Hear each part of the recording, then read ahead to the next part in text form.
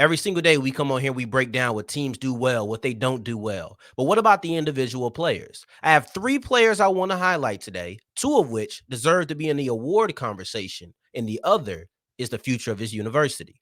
Oh, yeah, it's Locked On HBCU. Play my music. You are Locked On HBCU, your daily podcast covering HBCU sports. Part of the Locked On Podcast Network, your team every day.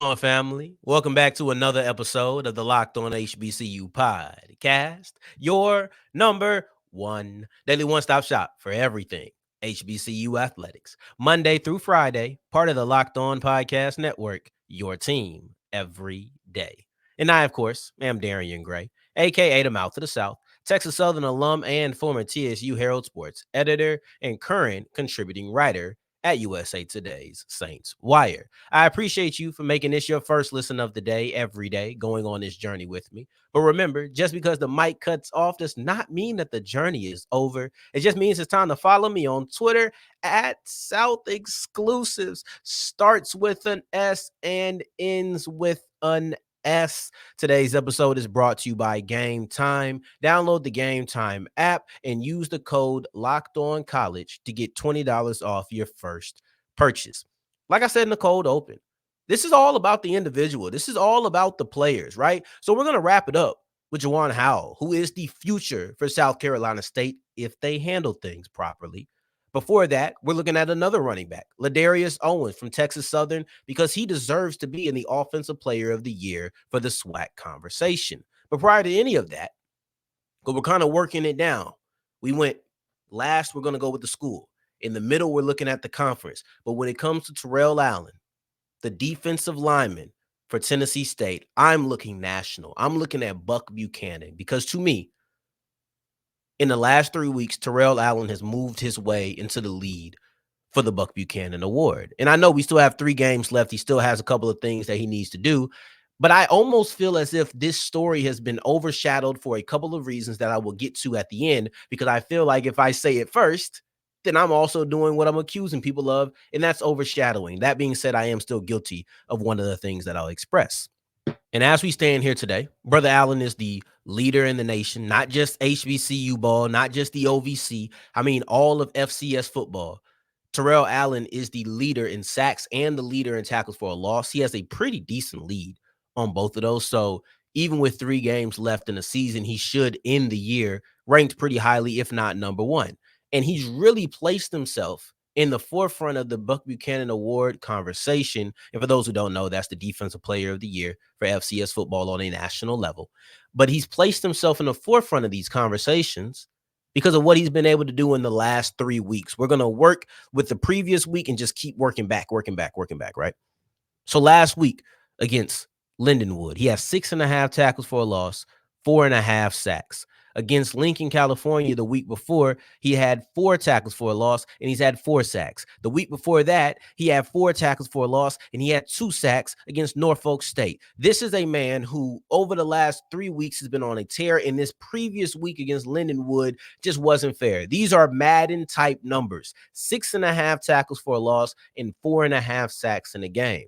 This is a phenomenal performance, and that's how he's been able to build himself up to being the leader in sacks, the leader in tackles for a loss, just the leader in disruptions in the country.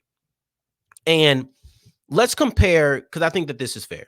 If I'm saying what I feel like Terrell Allen is deserving of, and we've already laid out leader in sacks, leaders in tackle for loss.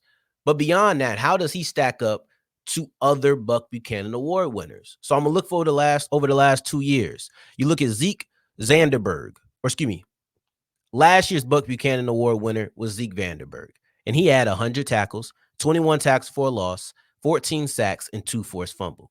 The year before that, it was Isaiah Land, 43 tackles, 25.5 tackles for a loss, 19 sacks, and 3 forced fumbles. So we know that Terrell Allen is the leader in sacks and tackles for a loss in the country right now. And I think that's good enough to explain why he deserves to be at the forefront of a Defensive Player of the Year conversation. But where does he stack up to previous Buck Buchanan Award winners? As of right now, with 3 games left on his resume to complete it, 46 tackles, 20 and a half tackles for a loss, 13 and a half sacks, 5 forced fumbles. So to me, in addition to being the leader in national stats, he also already has a stat line that is comparable to other past Buck Buchanan Award winners. And he still has 3 games left to maybe get closer to 25 and a half sacks, or excuse me, tackles for a loss, if not exceed it. 19 sacks is going to be very difficult to pass. He needs 5.5 to tie it. He has 3 games. So if he continues on this stretch, yeah, he'll be able to do it. But that's not an easy thing to do. That being said, he'll have more tackles than Land. He has more forced fumbles than Land. So he'll have a comparable stat line, and he doesn't have 100 tackles like Vanderberg did, but a comparable stat line to me. So, and once again, it's important to remember he has 3 games left. That's always important, because I'm not saying that if he ended his season now, he deserved it while everybody else kept going. But here's the other thing. They might be able to make the playoffs. Tennessee State is in line to be able to be a playoff team in 2023, which means he'll have more than just 3 games. He'll be able to play at least a 4th. This is something I think is really important. I think it's something that shouldn't be overlooked. But the reason that I believe it is for a couple of reasons. Number one, he's at Tennessee State. And we know the coverage that comes with the Tennessee States, the North Carolina A&Ts, the Hamptons. Like, we know that. We're not here to cry about it or whine about it, but we can acknowledge it repeatedly, because I do believe it deserves to be acknowledged when talking about this. So, one, he's not in an HBCU conference. So it's not on our radar as much. Even though I don't know if that's a valid excuse, because this all started with his game against Norfolk State, and 4 tackles for a loss and 2 sacks is a good enough game for us to highlight. However, it brings it to our second reason that this is overlooked, and probably the most important and the most valid reason. Eddie George has stolen some of the limelight with calling out the fans. And I understand why he did it. Listen, I've done 2 episodes talking about it, so you know where I stand on it. He's not, I phrased it in the wrong way. I shouldn't have said stolen the limelight. Eddie George calling out fans for the attendance has generated the most eyes in this situation. It's garnered more attention than Terrell Allen's performance on the field. And that's of no fault of Eddie George. It's him doing what he felt was necessary. I get it, right? So I think the first way I said it sounded like I was kind of faulting him and making him sound like he was reaching for something. He wasn't. Eddie George just called out fans for something that he desired out of them. And because that became such a big story, a lot of times we got 2 eyes, we can only focus on one thing. But then again, I guess if we focused on 2 things, we'd probably be looking like that. But, but you get my point. We have a brain. We can focus on multiple things at once. But a lot of times we don't. And we decided to focus on, and I'm guilty of it too. That's why I'm saying we decided to focus on Eddie George and what he said to the Tennessee State fans. Meanwhile, Brother Allen has been on a 3-game stretch of terrorizing the opponents in the backfield. But he's not the only person who's on a long stretch. You also got to look at Ladarius Owens, because Ladarius Owens, to me, deserves to be in the Offensive Player of the Year conversation. And I know that sounds crazy, but the only reason is because his team has not been successful. Let's break down his case, though, as we continue with Locked On HBCU. Today's episode is brought to you by Gametime. And if you download the Gametime app and then use the code LOCKEDONCollege, you get $20 off of your first purchase. And you don't deserve to be punished for procrastination. You don't deserve to be punished for waiting. It happens to all of us. So who am I to punish you for that? Now, you do deserve to be punished if you go procrastinate, you go waste time, and then you don't go to Gametime, because now you've done it to yourself.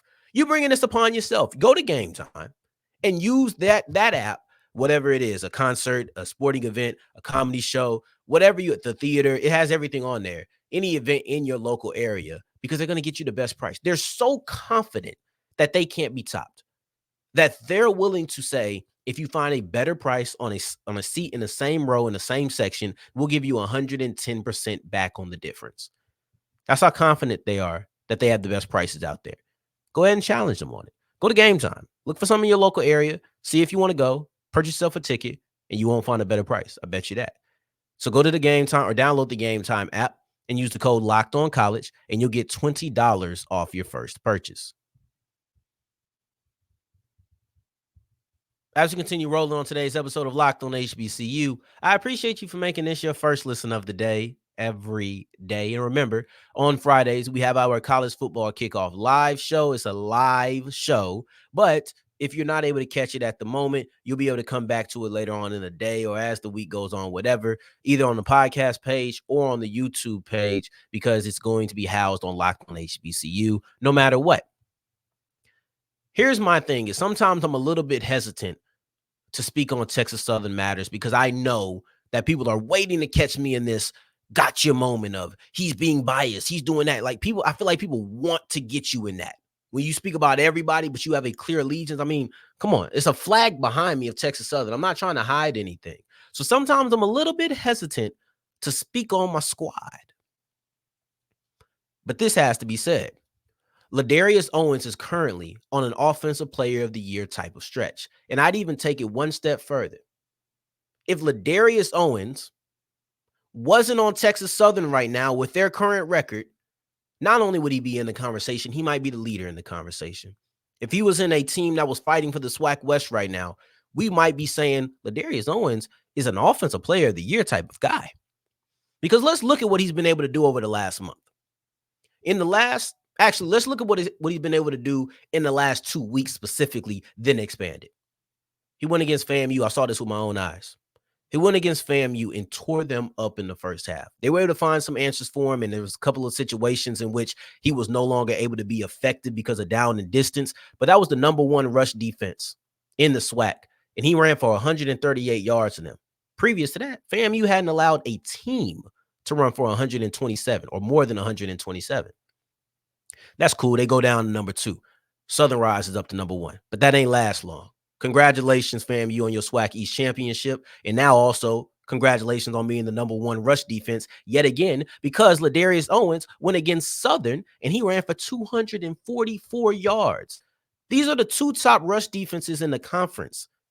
And he ran on them extremely well, especially against Southern. This is a situation where if TSU was better, if they had more team success, they wouldn't be. I don't even hear people talk about him.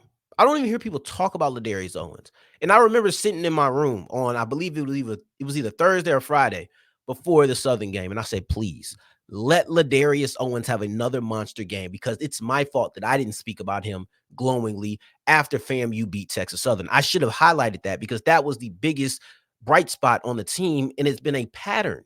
Remember, I told you over the last month, though I just highlighted 2 games, over the last month, he's went 13 for 139, 19 for 163, 19 for 138, 36 for 244.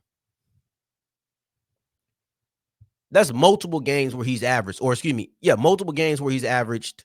No, I can't count. But he has a game where he averaged 10 yards per carry. He has another game where he averaged 7 yards per carry, another game for 7 yards per carry. Like, this is a dominant performance. And he's averaged over 5 yards per carry every single game. I feel like you have to commend him. You have to commend him, because it's not just the last 4. He opened up the game 8 for 1, opened up the season 8 carries, 104 yards. He had a long 77-yard catch or run in that game. He struggled against Toledo and Rice, the only FCS team that he's faced to hold him under 70. Hold him under 100, actually, was a 70-yard game. Other than that, every single FCS opponent he's faced outside of Grambling was more than 100 yards. More than 100. And if he continues this stretch, it might be hard to deny him. If Ladarius Owens continues on the path that he's currently on, and you're looking at 4 straight games of over 130 yards, I don't know if it matters how successful Texas Southern is. You might still have to give him the offensive player of the year. Here's the other thing about this. Ain't nobody else running away with it. Let's be real about it. Who in the SWAC is running away with the offensive player of the year award? I'm waiting. Like, there's nobody. They're probably going to give it to Jeremy Musa because, A, he was the preseason offensive player of the year. And then also he's leading FAMU, who is likely going to be the SWAC champions. He's the leading passer in the league. So nobody under him is going to take that. They're not going to have more team success than him. He will probably be the guy they give it to.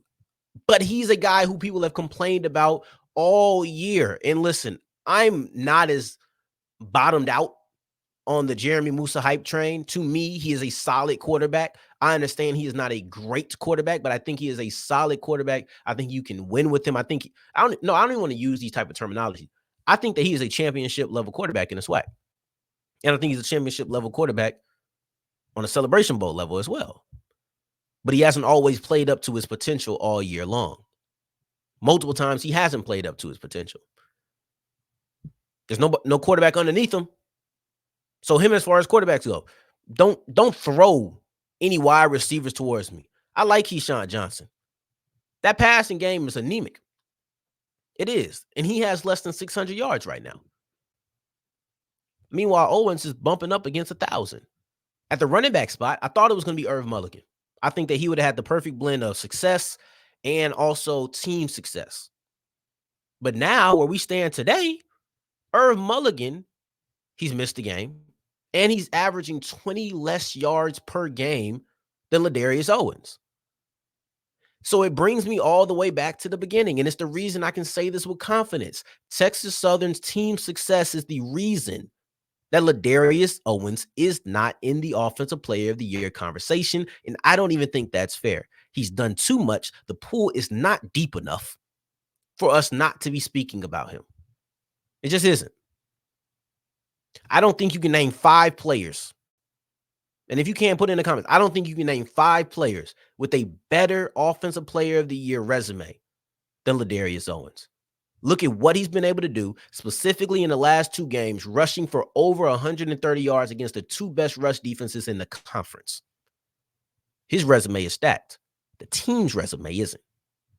You tell me where the disconnect falls.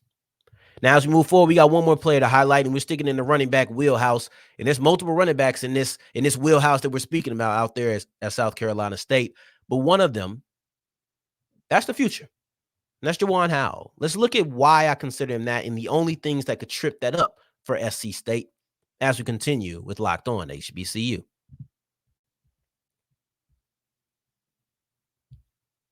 Today's episode is brought to you by FanDuel, and FanDuel is the official sports book of the Locked On Podcast Network. Now, here's the thing about FanDuel.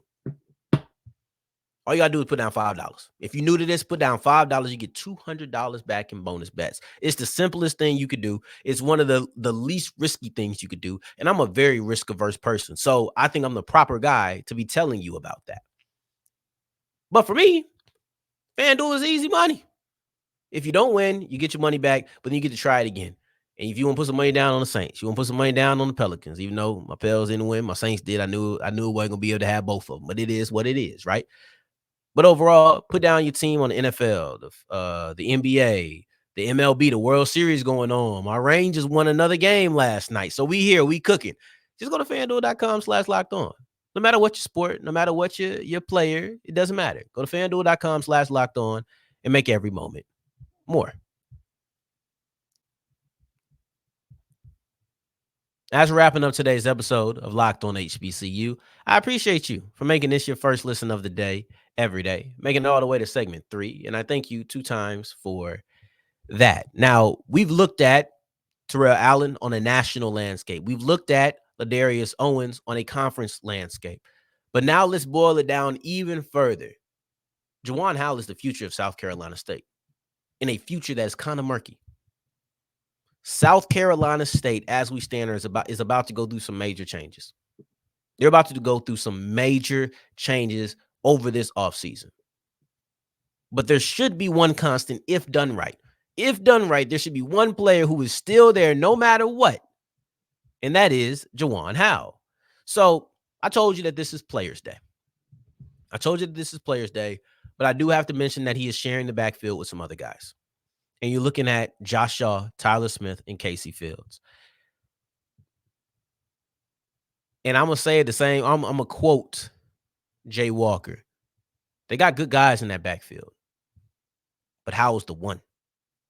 You know when you see something special. I saw it against Jackson State. That was a piss poor game for the South Carolina State Bulldogs to open up their season. But you know what the shining moment was? And it wasn't Godbolt. It wasn't, though I thought he had a couple of nice plays. It wasn't him. It was Howell. It was that young running back who was making nothing out of something. It was that young running back who was out here bouncing it. It was the young running back who, when he was given a chance to run the ball, you said, oh, this is special. And it's crazy at this moment to think about we in week 0, were able to see Jawarn Howell and Irv Mulligan go against each other. And I don't know if any of us had a full grip of how much talent there was in that running back battle. Mulligan is a guy who I have thrown out there for being a offensive player of the year type of guy. Injury is going to kind of hurt him. And then Howell is a guy that I'm now telling you is the future of South Carolina State. That's no disrespect to the other 4 or to the other 3. Somebody's probably going to have to go. That's 4 running backs who are either freshmen or redshirt freshmen. You're probably going to have to bring that down to 1. Somebody's not going to get fed, and somebody's probably going to be unhappy about it. I don't know if they dwindle down this year or they dwindle down next year, but I tell you this, the one player who should not be a part of the dwindling is Jawan Howell. And the reason I say it's so much uncertainty is because it's based off of 2 big ifs, 2 big question marks, 2 big scenarios that could change all of this. Number 1, coach. Number 2, quarterback. Because in my mind, I look at Howell as a guy who is talented enough to be the engine of a high-level offense. That's how good I think he is. That's how much he's shown me something special. He showed me that against North Carolina Central as well with a 50-yard touchdown where he just looked good, man. Like, I mean, once he broke into the open field, you knew nobody was catching him. You seen the same thing against Delaware State where they put up 30. He had 3 touchdowns in that game. But for me, when it comes to Howell in specific, the big ifs are coach and quarterback. Because who is the coach? He might not like the coach. If he doesn't like the coach, he's probably gone. He's talented enough. He's shown enough to where he could go somewhere and get something else going in another place. He's a freshman. He's young enough. If him and the coach don't see eye to eye, or if he's just like, you know what, I came here for Buddy. Buddy's gone. I'm gone. But then also, what if the coach doesn't want to run an offense designed for him? What if the coach doesn't want to have a run-first offense? Might not work. But then the next thing is quarterback. Because no matter how good your running game is, you need a quarterback. That's just the way football is played. You need a quarterback at all times. I don't care who you are. I'm trying to think, man. And I thought about this before. I can't think of the team who didn't have a solid quarterback who can compete. I did this exercise in football or in the NFL earlier today, and it doesn't exist. I'm trying to think on the SWAC level, on the MEAC level. You look at the MEAC, they got Richard. Excuse me. I don't like putting the S on people's name who ain't there. You got Williams. Like, you got that for Howard. You got that for North Carolina Central. Meanwhile, on the side of Morgan State, ain't no real quarterback there that's giving you any confidence. It's a whole lot of offensive question marks, but one of those is the quarterback. You know, like that's the thing. I never had confidence in Grambling a year ago because of the quarterback. I felt like Dooley was desperate to get a new quarterback this year. It all revolves around that. You know, so that's the way that I look at it. So quarterback play has to be good because Fields is gone. It hasn't been that good. You know, Andre Washington, he's a freshman as well. Maybe he shows more. I don't want to just sit here and be like, oh, well, he didn't do it as a freshman, so he's done. But the quarterback needs to be good. I don't care if you find that in-house. I don't care if you have to go elsewhere. I don't know who the coach is going to be. There's so many aspects. I know everybody wants the guy to Benedict. I know everybody wants Barry. I know it. I want Barry in my school. I'm going to be honest with you. I want to be the next coach of Texas Southern. But we'll see. How would he want to use Howell? I'm prioritizing him because, in my opinion, he is the future of South Carolina State.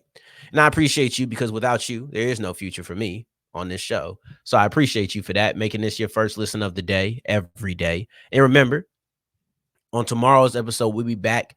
I got to see how them rankings shaking up. Because if they ain't shaking out, like they're still the same rankings every week, we ain't going to talk about it. But typically on Wednesdays, we like to look at our HBCU, our NCAA HBCU rankings. So we'll see how that goes. But in the meantime, in between time, Until the next time that we hear each other, family, take care. Stay blessed. Peace.